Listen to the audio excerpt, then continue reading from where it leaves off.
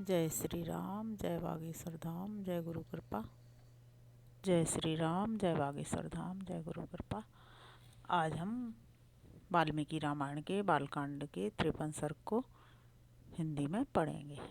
जय राम रमारमणं समनं भव ताप भयाकुल पाहि जनम अब देश सुरेश रमेश विभो शरणागत मागत पाहि प्रभो।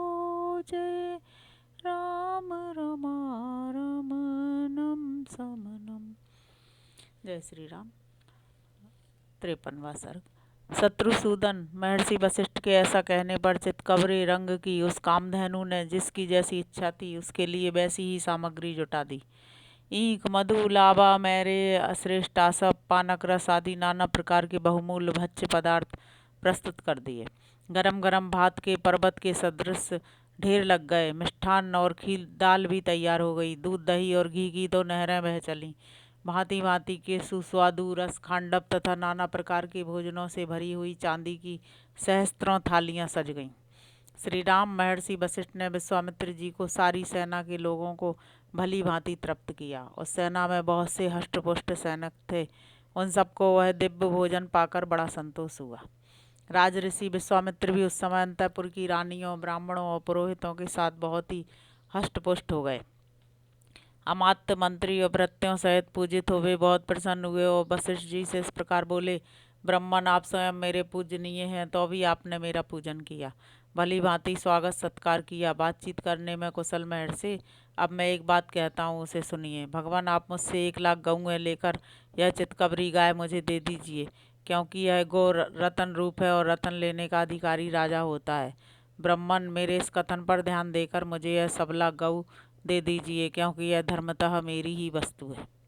विश्वामित्र के ऐसा कहने पर धर्मात्मा मुनिवर भगवान वशिष्ठ राजा को उत्तर देते हुए बोले, शत्रुओं का दमन करने वाले नरेश्वर, में 1 लाख या 100 करोड़ अथवा चांदी के ढेर लेकर भी बदले में सबला गऊ को नहीं दूंगा।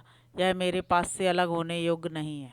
जैसे मनस्वी पुरुष की अच्छी कीर्ति कभी उससे अलग नहीं रह सकती, उसी प्रकार है सदा मेरे साथ संबंध रखने वाली सबला गऊ मुझसे पृथक नहीं रह सकती। मेरे हब्ब कब्ब और जीवन निर्वाह इसी पर निर्भर है।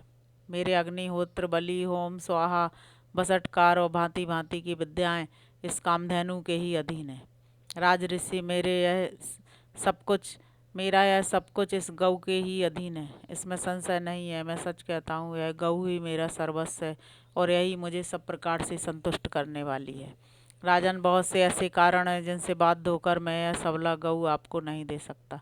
वशिष्ठ जी के ऐसा कहने पर बोलने में कुशल विश्वामित्र अत्यंत क्रोधपूर्वक इस प्रकार बोले, मुने, मैं आपको 14,000 ऐसे हाथी दे रहा हूँ जिनके कसने वाले रस्से, गले के आभूषण और अंकुश भी सोने के बने होंगे और उन सबसे वे हाथी विभूषित होंगे।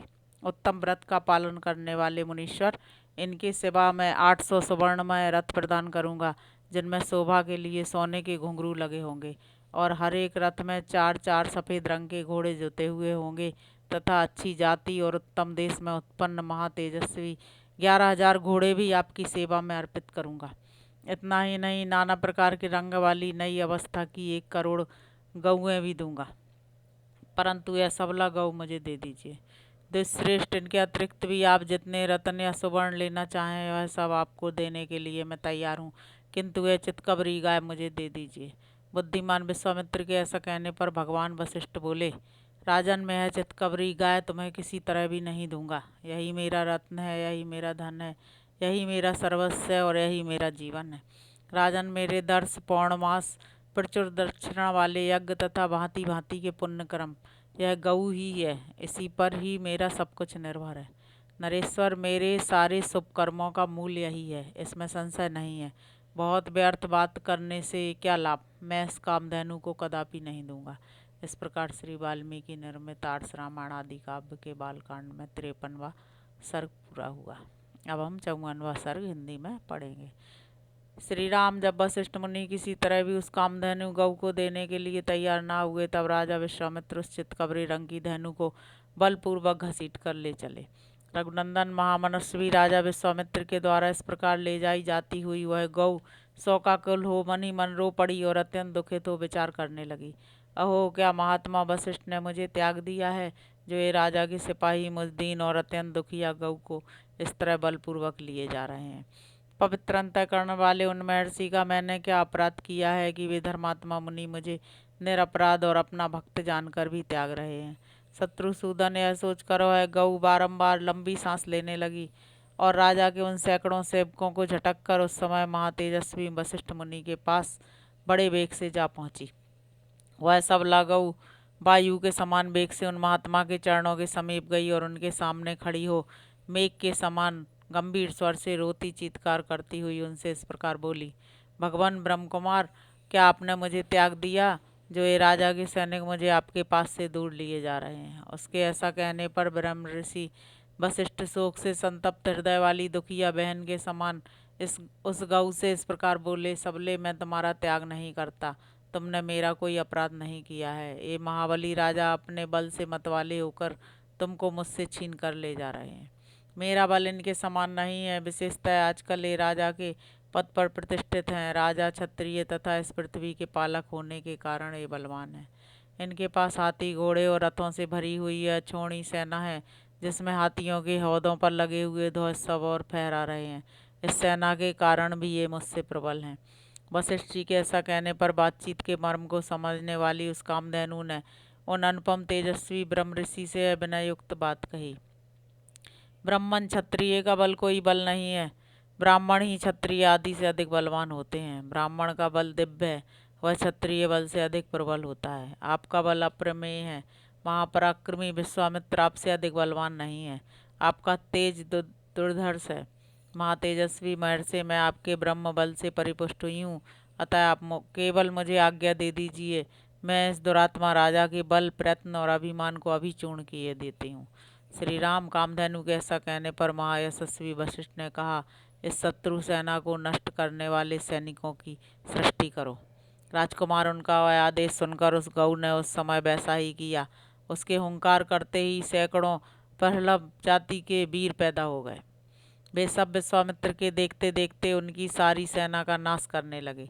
इससे राजा विश्वामित्र को बड़ा क्रोध हुआ। वे रोष से आंखें फाड़ फाड़ कर देखने लगे। उन्होंने छोटे बड़े कई तरह के अस्त्रों का प्रयोग करके उन पहलवों का संहार कर डाला। विश्वामित्र द्वारा उन सैकड़ों पहलवों को पीड़ित एवं नष्ट हुआ देख उस समय उस सबला गऊ ने पुनः यवन मिश्रित शक जाति के भयंकर वीरों को उत्पन्न किया। उन्हें यवन मिश्रित शकों से वहाँ की सारी पृथ्वी भर गई। वे वीर वहाँ पराक्रमी और तेजस्वी थे। उनके शरीर की कांति सुवर्ण तथा केसर के समान थी। वे सुनहरे वस्त्रों से अपने शरीर को ढके हुए थे। उन्होंने हाथों में तीखे खड़ग और पट्टिस ले रखे थे। प्रज्वलित अग्नि के समान उद्भासित होने वाले उन वीरों ने विश्वामित्र की सारी सेना को भस्म करना आरंभ किया। तब महातेजस्वी विश्वामित्र ने उन पर बहुत से अस्त्र छोड़े। उन अस्त्रों की चोट खाकर वे यवन, काम्बोज और बर्बर जाति के योद्धा व्याकुल हो उठे। इस प्रकार श्री वाल्मीकि निर्मित आर्ष रामायण आदि काव्य के बाल कांड में 54वां सर्ग पूरा हुआ। जय श्री राम।